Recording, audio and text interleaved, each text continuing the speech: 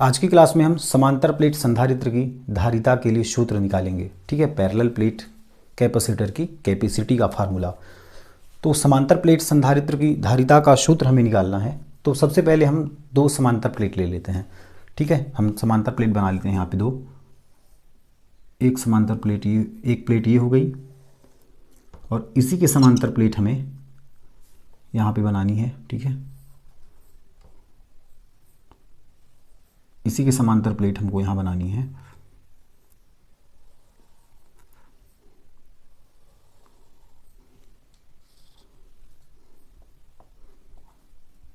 ये हो गई दो समांतर प्लेटें। ठीक है ना, दोनों की देख ले, दोनों का एरिया एक जैसा होना चाहिए। ठीक, थोड़ा चित्र उधर उधर समझ लेना, एरिया दोनों का सेम होना चाहिए। ठीक है, ये प्लेटें कैसे रखी हुई हैं? ये प्लेटें ऐसे रखी हुई हैं, समझ रहे हो ना, ये प्लेटें ऐसे रखी हुई हैं।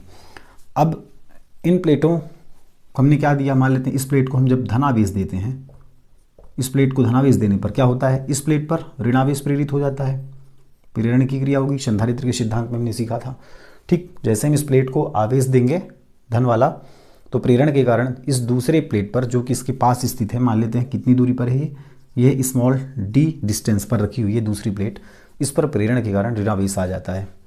ठीक है, और बाहरी पृष्ठ पर धनावेश आ जाता है, जिसका संबंध हम पृथ्वी से कर देते हैं, तो इसका संपूर्ण धनावेश कहाँ चला जाता है, पृथ्वी पर। ठीक, अब मान लेते हैं कि इन प्लेटों में से प्रत्येक प्लेट का, अब प्लेट कैसे हैं, प्लेट ऐसे रखी हुई हैं। ठीक है, तो प्लेट का क्या होगा, क्षेत्रफल होगा। ठीक है ना, प्लेट है तो क्षेत्रफल होगा। तो प्लेट का क्षेत्रफल मान लेते हैं, प्रत्येक प्लेट का क्षेत्रफल ए है। ठीक है, ए क्या है, प्लेट का क्षेत्रफल। तो इस प्लेट का क्षेत्रफल भी और इस प्लेट का क्षेत्रफल भी कितना है, ए है। ठीक, और मान लेते हैं कि अब देखो ये धन, इसमें धन आवेश, इसमें ऋण आवेश। ठीक है, तो क्या बनेगा, एक विद्युत क्षेत्र जनरेट होगा ना, यहाँ पे विद्युत क्षेत्र बनेगा। ठीक, तो विद्युत क्षेत्र की तीव्रता भी होगी, तो मान लेते हैं यहाँ पे विद्युत क्षेत्र है ई। ठीक, धन से ऋण की ओर विद्युत क्षेत्र बनेगा ई। तो मान लेते हैं कि दो समांतर प्लेट संधारित्र हैं जिनके बीच की दूरी डी है, लिखना है, माना दो समांतर प्लेट संधारित्र हैं जिनके बीच की दूरी डी है। इनमें से प्रत्येक प्लेट का क्षेत्रफल ए है तथा इनके बीच ई विद्युत क्षेत्र की तीव्रता है ई। चूंकि विद्युत क्षेत्र बन रहा है तो इनके मध्य विद्युत क्षेत्र है ई। ठीक है, अच्छा, इनके मध्य विद्युत क्षेत्र ई है, ऐसा लिख लेना। अब क्या करते हैं, अब हमें निकालना है इसकी धारिता के लिए सूत्र, समांतर प्लेट संधारित्र की धारिता के लिए सूत्र। तो धारिता सी इक्वल कितना होता है, धारिता को हम सी से दर्शाते हैं, तो धारिता सी का फार्मूला है तो है सी इक्वल क्यू बाई वी। धारिता सी इक्वल क्यू बाई वी। तो हमें धारिता ज्ञात करनी है। ठीक, और मान लेते हैं आवेश क्यू है, प्रत्येक प्लेट पर आवेश क्यू है, इस प्लेट पर भी आवेश क्यू है ना, और इस प्लेट पर भी आवेश क्यू है, दोनों प्लेटों पर आवेश, अब इसमें प्लस क्यू है, इसमें माइनस क्यू है, लेकिन आवेश दोनों में एक समान है, क्योंकि प्रत्येक प्लेट का क्षेत्रफल ए है तो आवेश भी दोनों में समान होंगे। ठीक, अब देखो जो आवेश होगा, है ना, आवेश होगा तो उस आवेश का पृष्ठ घनत्व भी होगा, क्योंकि आवेश कहाँ है, इस प्लेट पर है। जब आवेश प्लेट पर है तो प्लेट पर क्या होगा, आवेश का घनत्व होगा। जैसे जल है किसी पात्र में तो उस जल का घनत्व होगा। ठीक है, वैसे ही प्लेट पर आवेश है तो आवेश का क्या होगा, घनत्व होगा। तो आवेश, प्लेट पर आवेश घनत्व मान लेते हैं सिग्मा है, प्लेट पर आवेश घनत्व, आवेश घनत्व को हम किससे दर्शाते हैं, सिग्मा से, है ना। तो माना प्लेट पर आवेश, माना प्लेट पर आवेश का पृष्ठ घनत्व सिग्मा है। ठीक है, मान लेते हैं कि आवेश, प्लेट पर आवेश का पृष्ठ घनत्व सिग्मा है। चूंकि आवेश है प्लेट पर तो उस आवेश का उस प्लेट पर पृष्ठ घनत्व होगा, उस पृष्ठ पर घनत्व होगा, प्लेट के पृष्ठ पर घनत्व होगा, तो उस घनत्व को हमने कहा सिग्मा। तो सिग्मा कितना होगा, सिग्मा होगा क्यू बाई ए। ठीक है, आवेश बटा क्षेत्रफल, सिग्मा का फार्मूला होता है आवेश बटा क्षेत्रफल, क्यू बाई ए, है ना। अब इसमें हमें देखो, हमें करना क्या है, हमें धारिता निकालनी है, तो हमें केवल और केवल यहाँ से v का मान हमें निकालना है, विभवांतर का। ठीक है, विभवांतर का मान निकालना है हमें v का। ठीक, तो पहली चीज़, या तो v का फार्मूला याद रख लो, v इक्वल क्या होगा, v विभवांतर बराबर होता है तीव्रता गुणी दूरी। ठीक है, v इक्वल कितना होता है, तीव्रता गुणी दूरी, ये हमें याद रखना है। जैसे सिग्मा इक्वल क्यू बाई ए, आवेश का पृष्ठ घनत्व सिग्मा क्या होगा, आवेश बटे क्षेत्रफल, जितना आवेश है बटे क्षेत्रफल से भाग करा देंगे। ठीक है, उस क्षेत्रफल पर जितना आवेश है, कहने का मतलब इस क्षेत्रफल पर जितना आवेश है उसको कहते हैं आवेश का पृष्ठ घनत्व, मतलब आवेश बटे क्षेत्रफल बराबर सिग्मा आवेश का पृष्ठ घनत्व। हमें वैल्यू किसकी फाइंड करनी है, v की। ठीक है, तो v इक्वल कितना होगा, तीव्रता गुणे दूरी, तीव्रता गुणे दूरी। एक चीज़ और, हमने विद्युत क्षेत्र की तीव्रता और जब विभवांतर में रिलेशन निकाला था, विद्युत क्षेत्र की तीव्रता विभवांतर में संबंध, तो वहाँ पे हमने देखा था E इक्वल माइनस dv/dx निकला था। ठीक है, अब ये चीज़ विभवांतर इक्वल तीव्रता गुणी दूरी कहाँ से आई, ये चीज़ यहाँ से आएगी। विद्युत क्षेत्र की तीव्रता और विभवांतर में जो हमने संबंध देखा था वही ये था इक्वल माइनस dv/dx।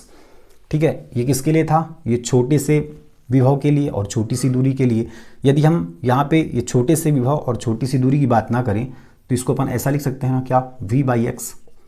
ठीक, dv/dx को v/x लिख सकते हैं क्योंकि dv छोटा सा पोटेंशियल, छोटा सा विभव, dx छोटी सी दूरी, तो हम बड़ी के लिए हमने एज्यूम कर लिया, हमने मान लिया। और जो माइनस साइन है, माइनस साइन यहाँ पे छोड़ देंगे, क्यों, क्योंकि माइनस का चिन्ह यहाँ पे ये दर्शाता है कि विद्युत क्षेत्र की दिशा में विभव का मान कम होने लगता है।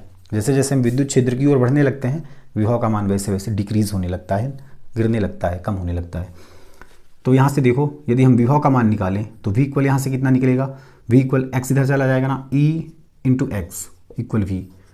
तो जहाँ पे x क्या है, अल्प दूरी, हमने दूरी कहा ना। ठीक, तो यहाँ पे x, यहाँ पे दूरी कितनी है d, तो यहाँ पे क्या आ जाएगा e into d equal v, है ना। तो v equal e into d आ गया यहाँ से, बात समझ आई ना कहाँ से आया, v equal e into D या आया यहाँ से। ठीक है, तो निकाल लो, तो विभवांतर कितना होगा, विभवांतर सिग्मा इक्वल क्यू बाई ए निकाल लिया हमने, है ना। तो प्लेटों के मध्य विभवांतर, प्लेटों के बीच विभवांतर, ठीक है, इन प्लेटों के बीच विभवांतर कितना है, v equal E into D, तीव्रता गुणी दूरी। अब तीव्रता का मान कितना होता है, तीव्रता जो होती है, विद्युत क्षेत्र की तीव्रता जो होती है वह होती है सिग्मा बाई एप्सिलॉन नॉट। ठीक है, इसको या तो याद रख लेना या आगे वाले वीडियोस में, ठीक, जब इसके बारे में पढ़ाएंगे तो देखेंगे अपन, बाकी इसको चाहे याद कर लो अभी। E इक्वल होता है सिग्मा बाई एप्सिलॉन नॉट। ठीक है, विद्युत क्षेत्र की तीव्रता का मान होता है सिग्मा बाई एप्सिलॉन नॉट, मतलब इसके बीच जो तीव्रता, जो विद्युत क्षेत्र है E, उसकी वैल्यू कितनी है, sigma by epsilon not into D. अब सिग्मा का मान रख दो, सिग्मा का मान कितना है, क्यू बाई ए। ठीक है, या v इक्वल कितना आ गया यहाँ से, sigma D by epsilon not. ठीक, अब इस v का मान उठा करके समीकरण, इसको एक दे लो, समीकरण एक में मान रख दो। तो समीकरण एक में v का, चूंकि हमें केवल v का मान निकालना था, समीकरण एक में v का मान रखने पर,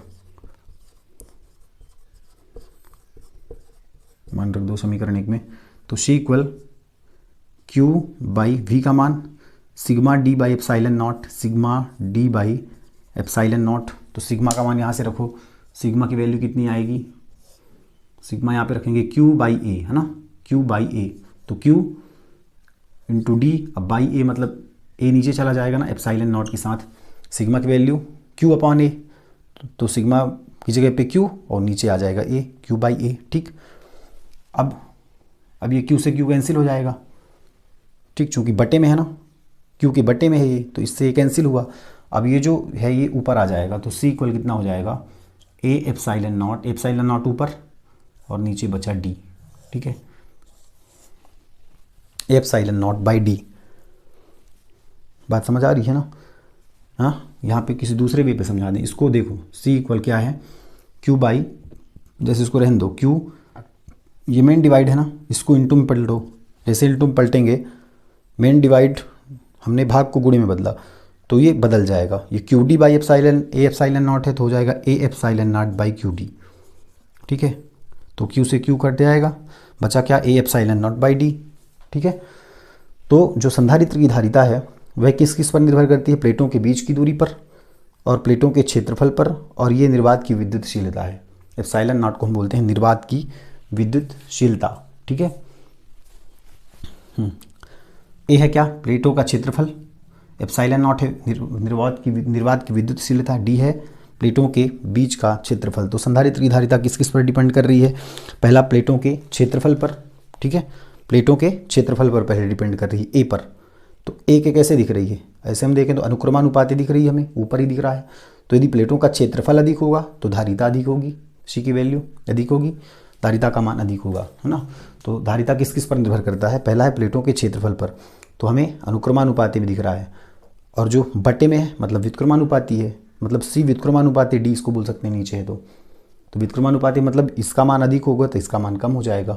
तो यदि प्लेटों के बीच का क्षेत्रफल अधिक हो, डी क्षेत्रफल क्या कर दें, सॉरी प्लेटों के बीच की दूरी अधिक कर दें, डी मतलब दूरी अधिक कर दें तो धारिता का मान कम हो जाएगा, या प्लेटों के बीच की दूरी को कम कर दें तो धारिता का मान अधिक हो जाएगा, प्लेटों के बीच की दूरी को बढ़ा दें तो धारिता का मान कम हो जाएगा, उल्टा हो जाएगा।